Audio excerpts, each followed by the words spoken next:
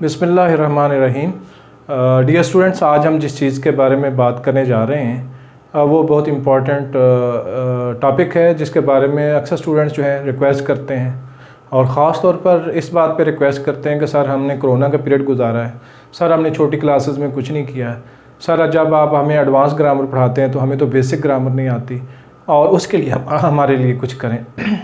मेरे लिए कंस्ट्रेंट्स ये हैं कि वहाँ सिलेबस मैंने कवर करना है, मेरे पास जो है वो लिमिटेड एक टाइम मौजूद होता है क्लास में, उसमें मैं अपने सिलेबस के लिए बाउंड हूँ, पहले उसको मैंने कवर करना होता है। तो बहुत सारी चीज़ें अपनी तमाम तर ख्वाहिश के बावजूद मैं आपकी गोशगुजार नहीं कर पाता। उसके लिए मैंने यही कोशिश की है कि उनकी जो है वीडियोज़ बना के आपके लिए अपलोड कर दी जाए। तो उस सिलसिले में पहली वीडियो मैं अपलोड करने जा रहा हूँ और वो ये है जी कि आप ग्रामर को क्या समझते हैं, हम इंग्लिश ग्रामर को क्या समझते हैं। इंग्लिश ग्रामर को अगर हम देखें तो जो है ये पहले तो हमें ये देख लेना चाहिए कि इंग्लिश ग्रामर है क्या या कोई भी ग्रामर क्या होती है। कहते हैं जी grammar is the art of putting right words at right places. Grammar वो फ़न है जिसमें हम जो है सही अल्फाज जो है वो सही जगह पर रखते हैं। अच्छा जी, अगर हम इसको अगर देखें कि सही अल्फाज को सही जगह पर रखने का फ़न का नाम ग्रामर है तो लिहाजा इसमें हमें ये सूरत हाल देखनी पड़ेगी कि ग्रामर होती क्या है, वो कौन कौन सी चीज़ें हैं जो ग्रामर में पहले तो सही चीज़ों का इदराक होना चाहिए और फिर उनकी सही प्लेस, हम उनकी सही प्लेसमेंट करेंगे।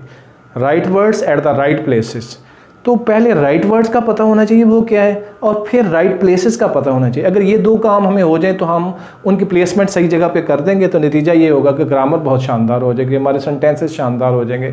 आप रिपोर्ट लिखेंगे शानदार लिखेंगे, आप ऐसे लिखेंगे शानदार लिखेंगे, MCQs में आप टैकल करेंगे तो शानदार कामयाबी मिलेगी। लिहाजा उन चीज़ों को ज़रा तवज्जो से समझने की ज़रूरत है, बेसिक चीज़ें ज़रा समझ लें।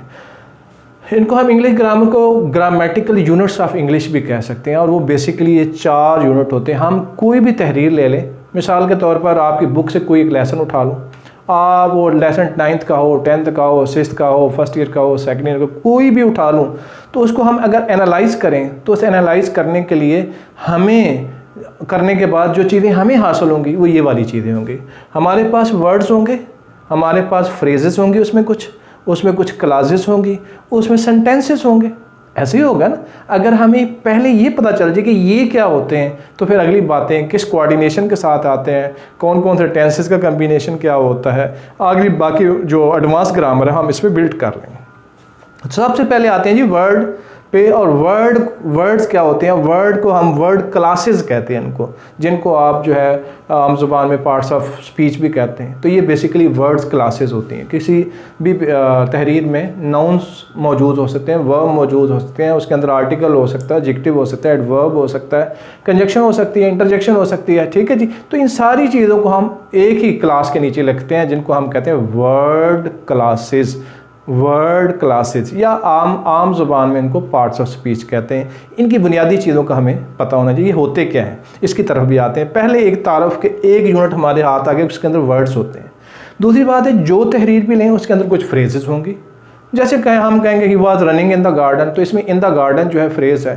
The book was on the table, इसमें ऑन द टेबल जो है ये एक फ्रेज़ है। और जनाब he was diving into the river, इसमें इन टू द रिवर एक फ्रेज़ है। तो फ्रेज़ उसमें मौजूद होती है।